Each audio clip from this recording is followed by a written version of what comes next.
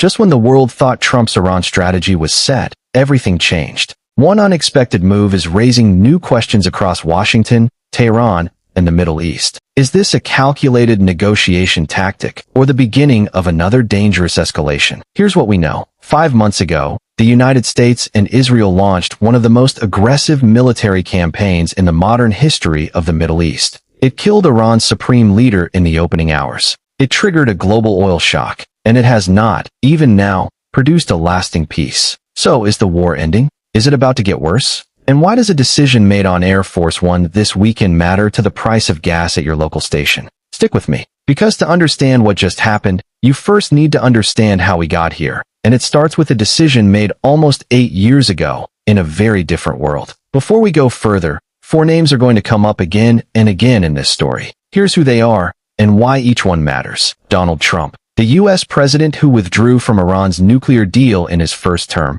then authorized the most aggressive military campaign against Iran in decades in his second. Throughout this war, he swung repeatedly between maximum threats and sudden restraint, a pattern that has defined nearly every major turning point. Mojtaba Khamenei, Iran's new supreme leader, installed after his father was killed in the war's opening strikes. A hardliner with deep ties to the Revolutionary Guard, but one whose actual command over the fractured regime remains genuinely disputed in intelligence assessments. Benjamin Netanyahu, Israel's longest-serving prime minister, who spent years pushing for exactly this kind of confrontation with Iran, and who continues to assert Israel's independent right to strike Tehran, with or without Washington's blessing. And Crown Prince Mohammed bin Salman of Saudi Arabia, the Gulf leader whose direct push for de-escalation, according to Saudi state media, is what led Trump to cancel this past weekend's planned strikes. Of everyone in this story,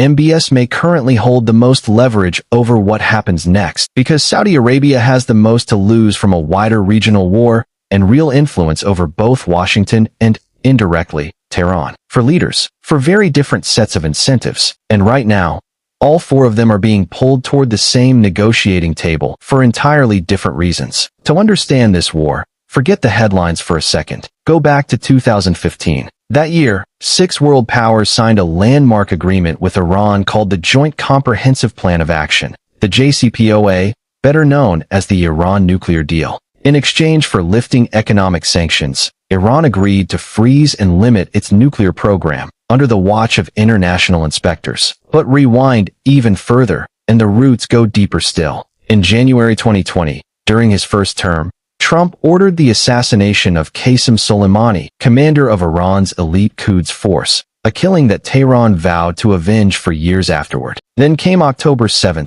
2023, and the start of the Gaza war. In the 2 years that followed, Israel fought a grinding campaign against a network of Iran-backed groups across the region, Hamas in Gaza, Hezbollah in Lebanon, and the Houthis in Yemen. In 2024, Israeli strikes hit an Iranian consulate building in Damascus, and Israel assassinated 2 of the most prominent leaders in Iran's regional network, Hamas's Ismail Haniyeh and Hezbollah's Hassan Nasrallah. Iran responded with direct missile strikes on Israel that April and again in October, the first times Iran had struck Israeli territory directly in the modern era. By the time 2025 arrived, Iran's entire regional strategy, built for decades around powerful proxy militias, was already badly weakened. That mattered enormously for what came next. Now, back to the nuclear track. In 2018, in that same first term, Trump withdrew the United States from the JCPOA. That year, in his first term, President Trump unilaterally withdrew the United States from the deal. He argued it only delayed Iran's path to a nuclear weapon instead of blocking it outright. That single decision would echo for the next 8 years. Without the deal, Trump launched what his administration called a maximum pressure campaign, a wall of sanctions designed to strangle Iran's economy into submission. And without international inspectors fully in place, Iran began quietly stockpiling enriched uranium again. Fast forward to 2025. Back in office, Trump relaunched that same pressure campaign in February. Talks over a new nuclear deal actually got underway that spring, 6 rounds of negotiations, largely held in Oman. And here's a detail that matters. That same month, Trump's own director of national intelligence told Congress that the U.S. intelligence community's assessment was that Iran was not actively building a nuclear weapon. But 3 months later, that assessment wouldn't matter. because Israel was about to act on its own. On June 12, 2025, the International Atomic Energy Agency formally declared Iran non-compliant with its nuclear obligations, citing unexplained nuclear material and a sudden spike in uranium enrichment. The very next day, Israel launched Operation Rising Lion, a surprise bombing campaign against Iran's key nuclear sites at Natanz, Fordow, and Isfahan, alongside the assassination of multiple senior commanders in Iran's Revolutionary Guard. Iran responded with a barrage, hundreds of missiles and drones fired at Israeli cities over the following days. A strike on a hospital in Haifa killed more than 20 civilians. And then Trump made his move. On June 21, 2025, despite reportedly warning Netanyahu against striking Iran just a day earlier, Trump ordered U.S. stealth bombers to drop bunker-buster bombs on 3 of Iran's nuclear facilities. He claimed the sites were, in his words, completely and totally obliterated. That conflict became known as the 12-Day War. It ended almost as fast as it started, but it didn't resolve anything. It just paused the clock, because behind the scenes, Iran's economy was collapsing. In August 2025, Britain, France, and Germany triggered what's called the snapback mechanism, automatically reinstating UN sanctions after Iran suspended cooperation with international inspectors. A UN Security Council resolution to stop the snapback failed, supported by only 4 of 15 members. By the end of September, the sanctions were back in force. The Iranian rial went into freefall, and by December 2025, that economic pain exploded into the streets. What happened next was one of the most violent crackdowns in Iran's modern history. Protests broke out over inflation and shortages. The regime's response was brutal, with reports describing a level of lethal force against civilians not seen on this scale since World War II. In the aftermath, the United States began moving significant naval and air power back into the region. By February 2026, with Iran's economy in ruins and its regional proxies, Hezbollah, Hamas, the Houthis, already badly weakened by 2 years of fighting with Israel, the U.S. and Iran resumed negotiations one more time. Those talks failed, and what came next would change the Middle East forever. On February 28, 2026, the United States and Israel launched Operation Epic Fury. In just 12 hours, U.S. and Israeli forces carried out nearly 900 strikes across Iran, targeting missile sites, air defenses, military infrastructure, and the country's top leadership. And in the opening wave, they succeeded in something almost unthinkable, killing the sitting supreme leader of Iran.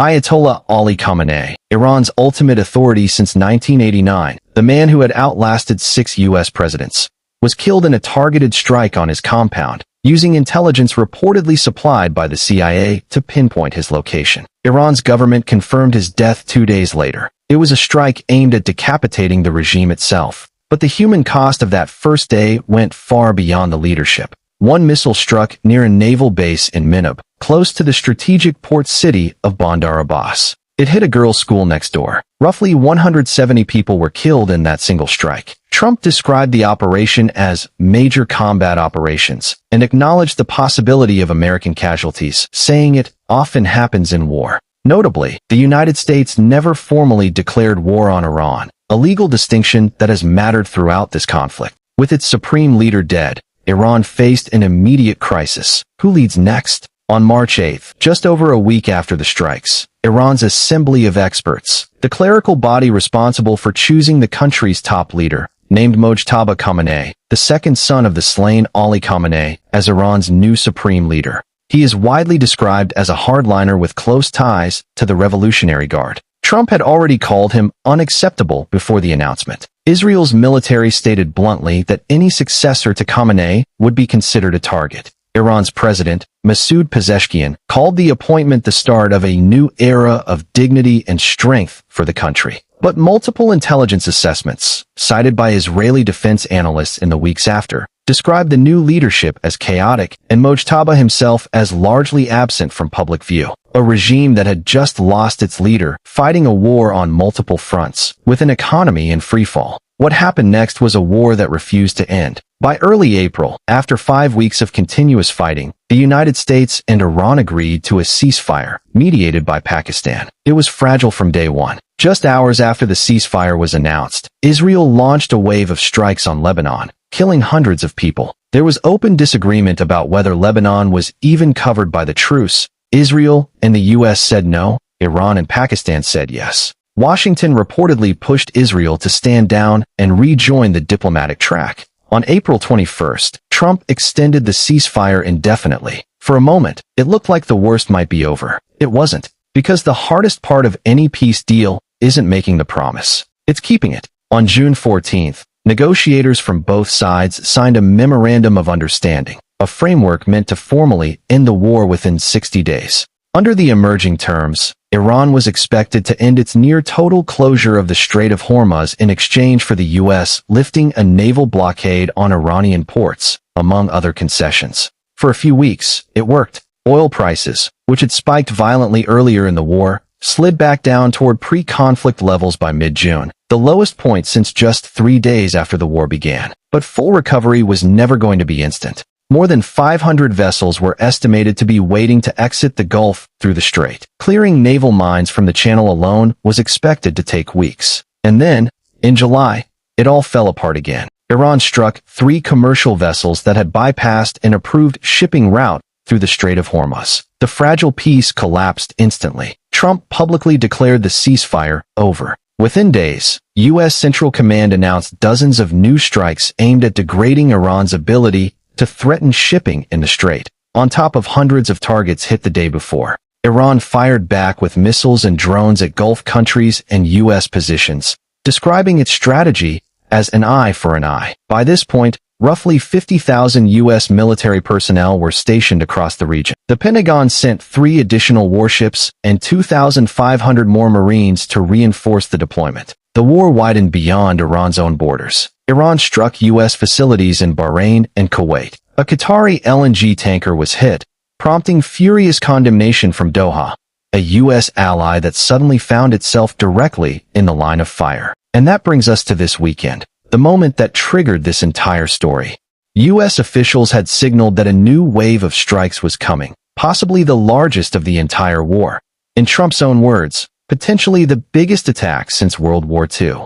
Then, just as suddenly, he called them off. So why did the president who ordered nearly 900 strikes in 12 hours suddenly pull back? To understand this moment, you have to understand how much Trump's own posture has shifted over just a matter of months. According to reporting from the Associated Press, Trump had once been genuinely wary of ordering anything close to regime change in Iran. By the time he authorized Operation Epic Fury, that caution was gone. Since then, the pattern has been a constant back and forth. Ceasefire, then collapse. A signed framework, then renewed strikes. And now, a canceled attack, with talks scheduled to resume immediately. So what actually changed this weekend? According to Saudi state media, Crown Prince Mohammed bin Salman personally pushed for de-escalation, urging Trump to hold off. Speaking to reporters aboard Air Force One, Trump confirmed he called off the attack at the request of Gulf allies, and claimed, once again, that a deal is imminent. That word, imminent, has been used before in this war. It hasn't held up yet.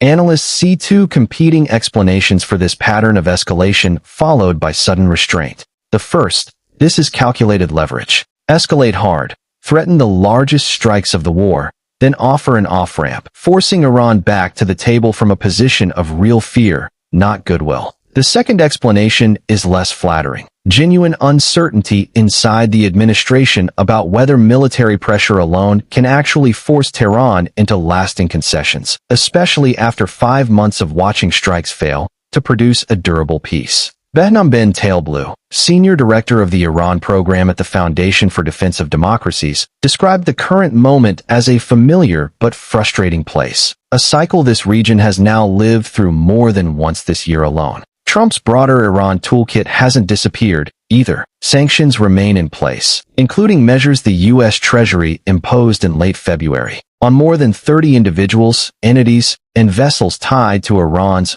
oil shipping network. The snapback sanctions triggered by European allies back in August 2025 are also still technically in force. There's also a domestic political dimension, and it's bigger than most casual observers realize. A bipartisan group in Congress, including Senator Tim Kaine, Representative Ro Khanna, and Republican Representative Thomas Massie, introduced a war powers resolution aimed at reining in the administration's ability to continue military action against Iran without explicit congressional approval. But here's the catch.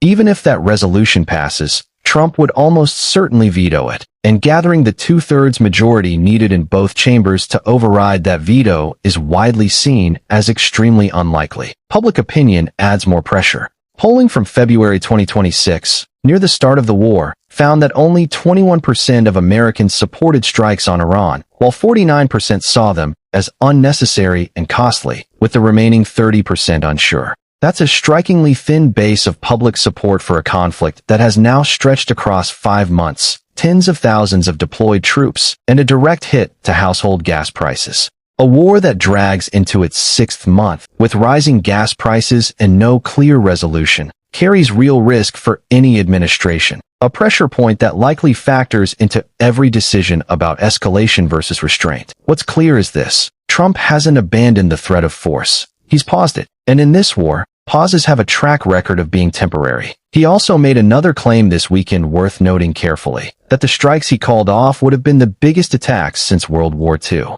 Whether that's a literal military assessment or a rhetorical flourish designed to maximize pressure on Tehran before talks resume, that's something analysts are actively debating, and it's not something that can be independently verified from public reporting. Either way, the message was received loud and clear, not just in Tehran, but across the entire Gulf. So how is Iran actually reacting to Trump backing off? Not with relief. Iran's defense minister posted on social media that the country was, in his words, neither surprised nor passive, and stated that Iran remains on alert against what he called concrete threats from the United States. And here's the detail that matters most in this entire story. Iranian state media has given no indication that Tehran actually asked for the strikes to be called off, or that it has shifted its public position on the Strait of Hormuz at all. In other words, the reason the guns went quiet this weekend appears to be pressure from Saudi Arabia and a calculation made in Washington, not a change of heart in Tehran.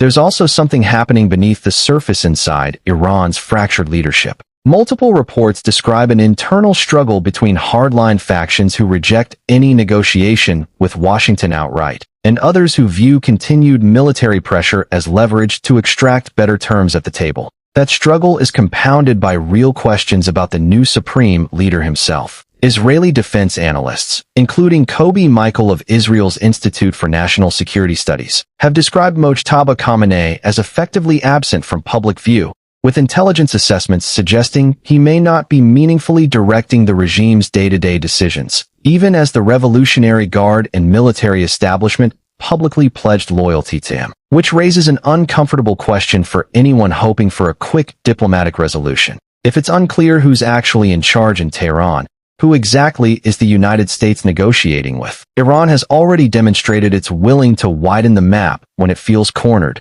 striking U.S. facilities in Bahrain and Kuwait, and hitting a Qatari LNG tanker earlier in this latest round of fighting, drawing sharp condemnation from Doha, a country that has generally tried to stay out of direct confrontation. Iran's military posture in the Gulf remains built around asymmetric tools, fast attack boats, sea mines, drones, and anti-ship missiles, designed less to win a conventional war against the U.S. Navy and more to make the Strait of Hormuz too dangerous and too costly for global shipping to use freely. Domestically, Iran is also managing the aftermath of the brutal crackdown on the December 2025 protests, an economy hammered by reinstated UN sanctions, and a currency that has lost much of its value. That combination, external war and internal fragility, is exactly the kind of pressure that historically pushes governments toward the table. It can just as easily push them toward defiance, as a way of proving strength to a domestic audience that's watching closely. So while Washington talks about an imminent deal, Tehran's public posture is sending a very different signal. We are still ready to fight. There's a third PLA in this war who never actually left the room, and understanding this conflict without them is impossible: Israel. According to detailed reporting from multiple outlets, including the Arab Center in Washington, Prime Minister Benjamin Netanyahu had pushed for a U.S.-backed strike on Iran for years, reportedly making 7 separate visits to Washington during Trump's current term alone before the February assault was greenlit. Analysts describe Netanyahu as playing a central role in shaping the case for the February 28 operation. But Israel and the United States haven't always moved in lockstep. In fact, at least once, Washington had to pump the brakes on Israel directly. In early June, After Hezbollah struck northern Israel and Israel retaliated by bombing Beirut, Iran fired a missile back at northern Israel, and for a moment, it looked like the ceasefire was about to collapse entirely. Netanyahu reportedly had fighter jets literally on the runway, ready to launch a major strike on Iran. Then Trump called him, and according to Israeli reporting, he told Netanyahu directly not to escalate, warning that if Israel proceeded without U.S. backing, it would be on its own. Netanyahu stood the operation down and later addressed the nation, saying Israel would hold off for now, while warning that any future attack on Israel would trigger an overwhelming response. Israeli media described the reversed order as creating what one outlet called considerable confusion inside the military's high command. That episode revealed something important about this war. Trump has, at multiple points, directly restrained Israel's own instinct to escalate, reportedly telling reporters at one point, in blunt terms, that the United States calls the shots in this conflict. Netanyahu, for his part, has consistently maintained that Israel reserves the right to strike Iran whenever necessary, regardless of what Washington prefers. And Israel's war hasn't been limited to Iran at all. It's also been fighting a brutal, largely separate campaign against Hezbollah in Lebanon, one that has run in parallel with the Iran conflict since ceasefires were first floated in April. According to Lebanon's health ministry, Israeli strikes in Lebanon, including strikes on civilian areas, have killed more than 3,500 people since early March, even as the U.S. brokered multiple ceasefires between Israel and Lebanon specifically. Iran has repeatedly said that a permanent end to Israeli strikes across the region is a precondition for any lasting U.S.-Iran deal, tying the Lebanon front directly to the broader negotiation. There's a fourth front, too, that rarely makes the headlines the way Tehran or Tel Aviv do. Yemen's Houthi movement, another Iran-aligned force, declared what it called a complete and total ban on Israeli maritime navigation through the Red Sea back in June, a direct echo of its earlier campaign against commercial shipping during the Gaza war, and a fresh threat to yet another critical global shipping route. And in July, the danger spread even further. Iran targeted U.S. allies, including Jordan. Two tankers linked to the United Arab Emirates, the Mombasa and the Al Bahia, were struck near the Strait of Hormuz, killing one crew member and wounding 8 others, according to the Emirati Defense Ministry. Netanyahu responded with some of his sharpest public language of the entire war, warning Tehran that Israel was prepared for every scenario, and that there would be no repeat of past restraint if Israel itself were struck directly. As of the most recent reporting, Iran has not followed through on earlier threats to target Israel directly while U.S. strikes continue, but the warning remains on the table. Which means even if Washington and Tehran reach a deal this week, that agreement would only cover one front of a war that now stretches across at least 5 countries, leaving Israel, Lebanon, and Yemen's Houthis as wildcards that neither side fully controls. This war isn't playing out in isolation. Every major global power has a stake in how it ends, and each is watching for different reasons. China has emerged as Iran's most important economic lifeline throughout this crisis. Reporting throughout the war has noted that many of the small number of vessels still crossing the Strait of Hormuz during the worst disruptions were flagged or linked to Chinese buyers, willing to accept the risk in exchange for discounted Iranian crude. Beijing has publicly called for restraint from all sides, while continuing to purchase Iranian oil that much of the rest of the world has stopped touching. Russia, meanwhile, has framed the conflict as further proof of what it describes as reckless Western military intervention, a narrative useful to Moscow's own justification for its war in Ukraine. Iran has been a significant supplier of drones and military technology to Russia in recent years, giving Moscow its own reasons to want Tehran's government to survive this crisis intact. Europe's position has been more complicated. Britain, France, and Germany, the same 3 countries that helped negotiate the original 2015 nuclear deal, were also the ones who triggered the snapback sanctions mechanism in August 2025 that helped push Iran's economy into crisis. That's put European governments in an uncomfortable spot, publicly calling for de-escalation and a return to diplomacy, while having played a direct role in tightening the economic vice that helped trigger December's deadly protests. At the United Nations, the Security Council vote to block the snapback sanctions failed by a wide margin. Just 4 of 15 members supported it, underscoring how little international consensus exists on how to handle Iran, even among countries that generally favor diplomacy over military pressure. So while Washington and Tehran negotiate the terms of this specific war, the rest of the world is quietly negotiating something else entirely. Who benefits and who loses once the dust finally settles? Here's why a war happening thousands of miles away shows up at your local gas pump. The Strait of Hormuz is just 21 miles wide at its tightest point. In peacetime, more than 130 vessels pass through it every single day, carrying roughly 1/5 of the entire world's oil trade. During the worst weeks of this war, that traffic has collapsed to single digits. At one point, just 30 ships transited the strait over an entire weekend. The price swings have been dramatic and worth walking through in detail. In the initial days of the war, Brent crude, the global benchmark, spiked more than 9% to trade above $100 a barrel, as Iran's supreme leader pledged to maintain what he called a lever of closing the strait.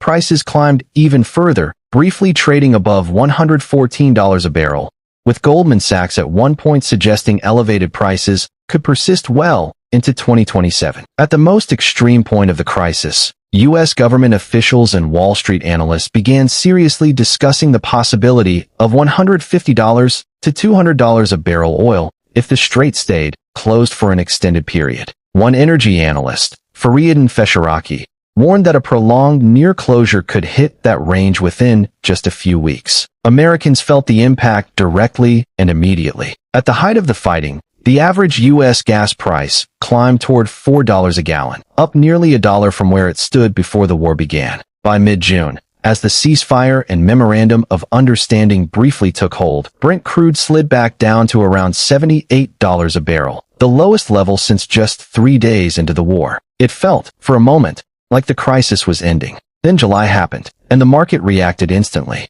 When fighting resumed after Iran's strikes on commercial vessels, Brent crude jumped more than 4% in a single day, trading close to $79 a barrel, roughly 9% higher than prices were before the war even started back in February. Energy market analysts, including Mukesh Sahdev of Ex-Analysts in Sydney, expected Brent to remain in the upper $70s through August and September, with the caveat that occasional spikes and dips outside that range should be expected given how unpredictable this conflict has become. There's a less visible, but arguably more dangerous dynamic happening underneath these headline numbers. Amrita San, founder of Energy Aspects, has warned that global oil inventory buffers, the reserves that normally cushion the market against shocks, have been heavily depleted after 5 months of continuous disruption. That means the world is entering any renewed escalation with far less shock absorption capacity than it had back in February, amplifying the price impact of each new incident. It's not just oil, either.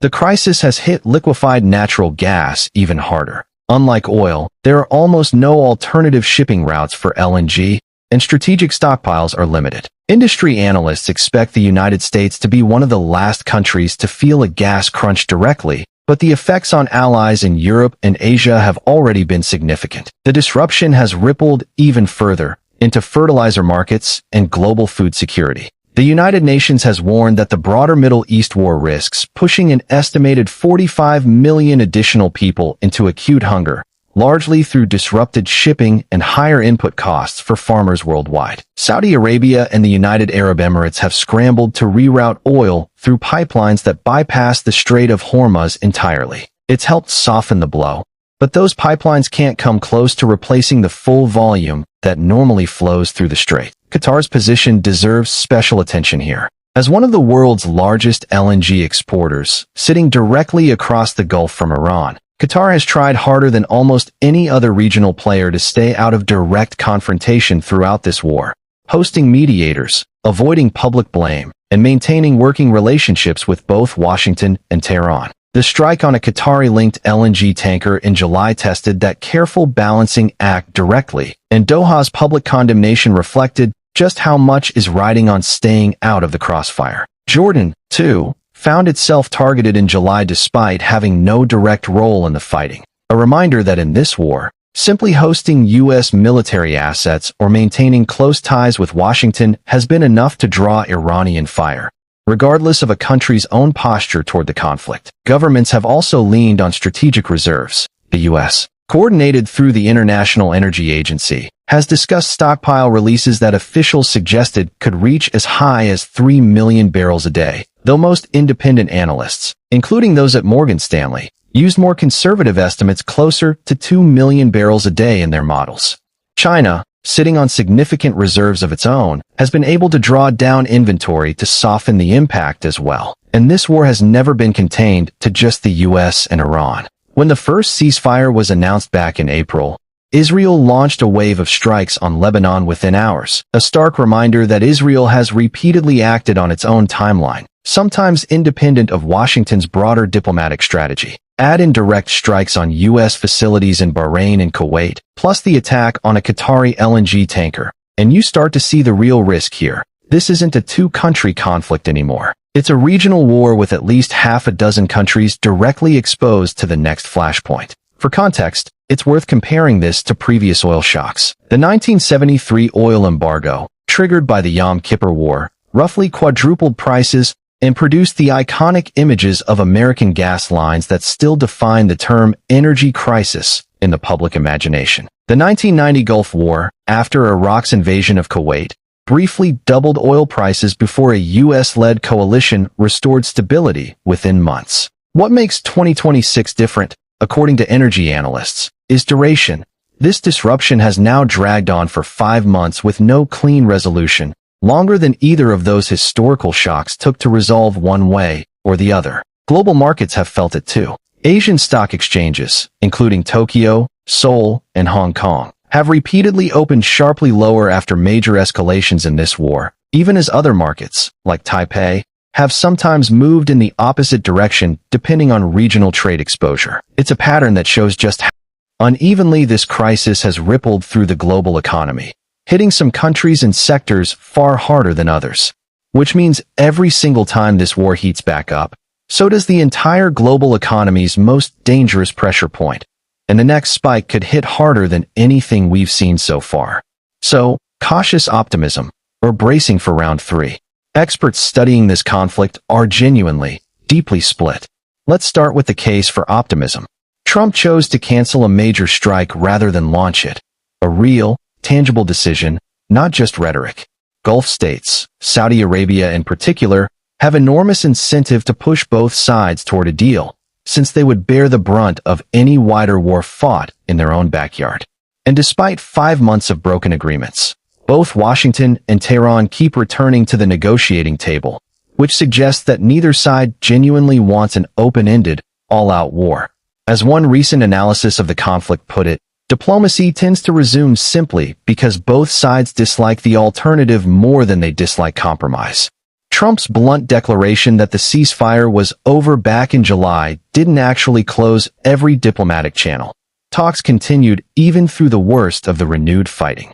But the skeptics have a much harder argument to dismiss. This region is now dense with what analysts call entry points for renewed conflict. A proxy attack that hits the wrong target. A U.S. strike that kills more civilians than expected. A tanker that gets sunk instead of just damaged. A Gulf state demanding direct military protection after being hit.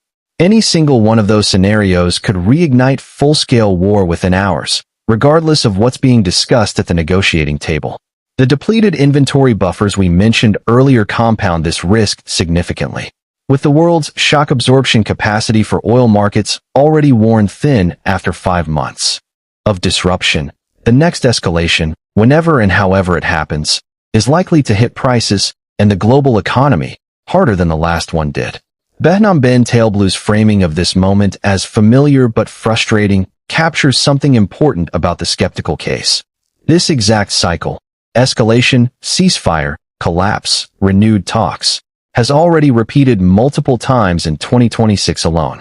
There's little in the public record to suggest this time will be structurally different. There's also the leadership question inside Iran itself.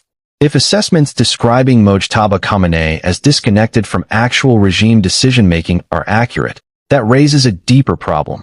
Negotiators may be striking deals with a government that can't fully guarantee it will honor them, regardless of intent.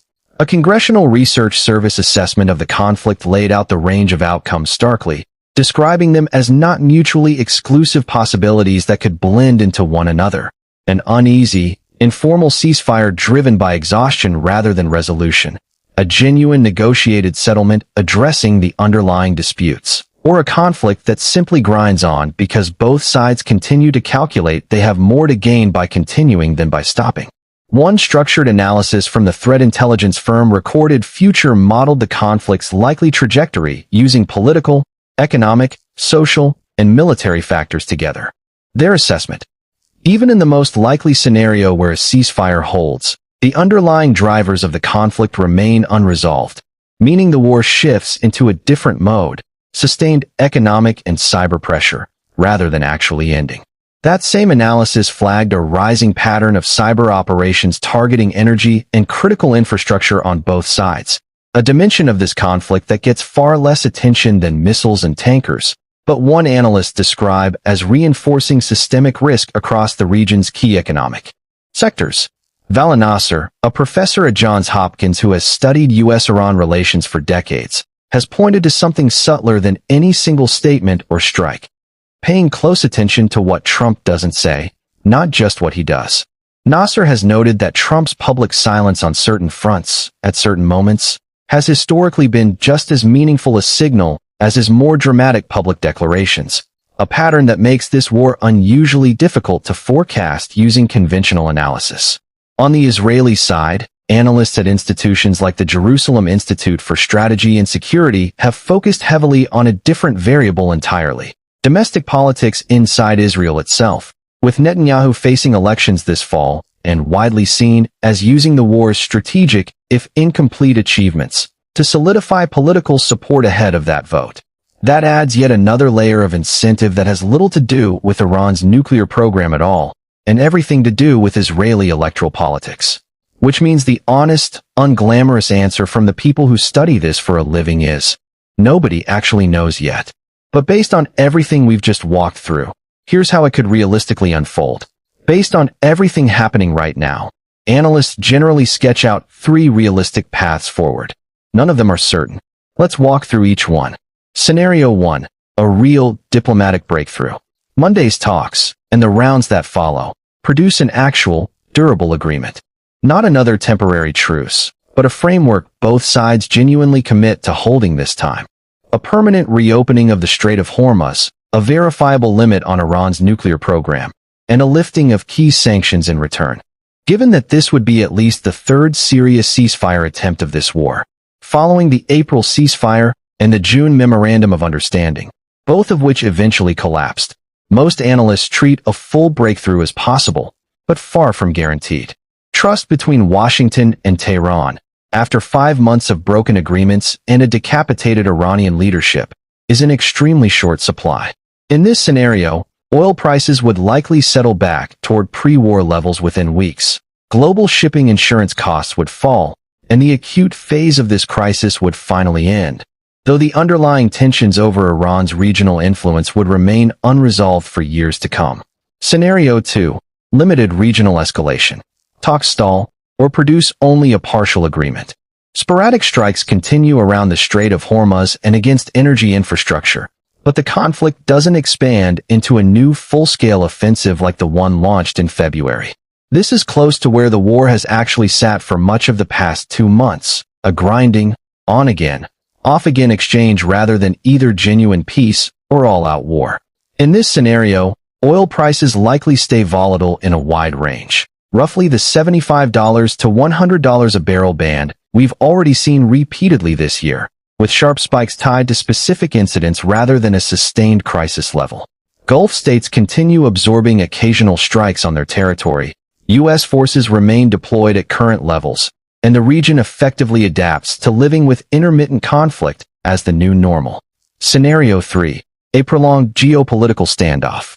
No breakthrough, and no major new offensive, just sustained economic and military pressure that drags on for months or longer. Oil prices stay persistently elevated and unpredictable. Shipping insurance costs remain high enough to keep discouraging normal Strait of Hormuz traffic. Iran's economy continues to be squeezed by reinstated sanctions, while its leadership remains internally fractured. Recorded Future's own structured assessment of the conflict actually leans towards something close to this scenario. Not peace, not full-scale war, but but a drawn-out contest where economic pressure and cyber operations increasingly replace missiles as the primary weapons. In this outcome, the region settles into a permanent state of low-grade crisis, and global markets gradually adjust to treat elevated, volatile energy prices as simply the new baseline, the way they eventually adapted to previous long-running Middle East tensions. If you're looking for something closer to odds, here's how to think about it responsibly. This war has already produced two major diplomatic frameworks, the April ceasefire and the June Memorandum of Understanding, and both eventually broke down under real-world pressure. That track record alone suggests Scenario 2, continued limited escalation, deserves to be treated as the single most likely near-term outcome, simply because it's the pattern that's already repeated itself twice. That said, history offers a note of caution against assuming this drags on indefinitely. Both the 1973 oil shock and the 1990 Gulf War eventually resolved through a combination of exhaustion, economic pain, and outside pressure from allies with the most to lose. Largely the same dynamic now driving Saudi Arabia's push for de-escalation. That's the strongest argument for Scenario 1 remaining genuinely on the table, rather than just diplomatic theater. None of these three outcomes are guaranteed. And after 5 months of a war that has consistently defied expert predictions in both directions, collapsing when it looked stable and stabilizing when it looked lost, the only truly honest forecast is uncertainty itself. What we can say with confidence is this. The decision facing negotiators in the coming days isn't really about ending a single dispute. It's about whether 5 months of assassination, invasion, economic collapse, and repeated broken ceasefires have exhausted both sides enough to actually make a lasting peace worth more than the alternative. Before we close, let's compress everything you just watched into one clean timeline. Because this war has moved fast, and it's easy to lose the thread. February 28th, Operation Epic Fury begins. Nearly 900 strikes in 12 hours. Iran's supreme leader is killed. March 8th, Mojtaba Khamenei is named the new supreme leader. April 8th, a Pakistan-brokered ceasefire takes hold and nearly collapses within hours over Lebanon. April 21st, Trump extends the ceasefire indefinitely. Early June, fighting flares again near Israel's border. Netanyahu stands down a planned strike after a direct call from Trump. June 14th, a formal memorandum of understanding is signed, aiming to end the war within 60 days. July, Iran strikes 3 commercial vessels. The ceasefire collapses. Trump declares it over. Renewed strikes follow within days. August 1st through 3rd, a new wave of strikes is planned, then canceled. Talks resume today. 5 months. One assassinated supreme leader. At least 5 countries directly struck. And a war that, as of this recording, still has no confirmed end date. Before we wrap up, here's the part that actually touches your life, no matter where you live in the United States. If Scenario 1 plays out, a real breakthrough, expect gas prices to gradually ease over the following weeks, though analysts caution full recovery in shipping and insurance costs typically lags behind any ceasefire by months, not days. If Scenario 2 or 3 plays out, budget for continued volatility, prices that spike after each new incident, then partially retreat, with no clean, predictable pattern. Air travel has already been affected too, with airlines repeatedly rerouting flights around Iranian and Gulf airspace during the worst weeks of fighting, a pattern likely to continue in any scenario short of full resolution. For anyone watching markets, energy and defense sectors have moved the most directly on this war's headlines throughout 2026, which analysts say makes them useful, if imperfect, real-time indicators of how seriously investors are taking each new escalation or de-escalation. None of that is investment advice. It's simply the mechanism by which a war fought thousands of miles away keeps finding its way into your everyday life. Here's where things stand. As of right now, Trump has called off an imminent attack, one he described as potentially the largest of the entire war. Talks are set to resume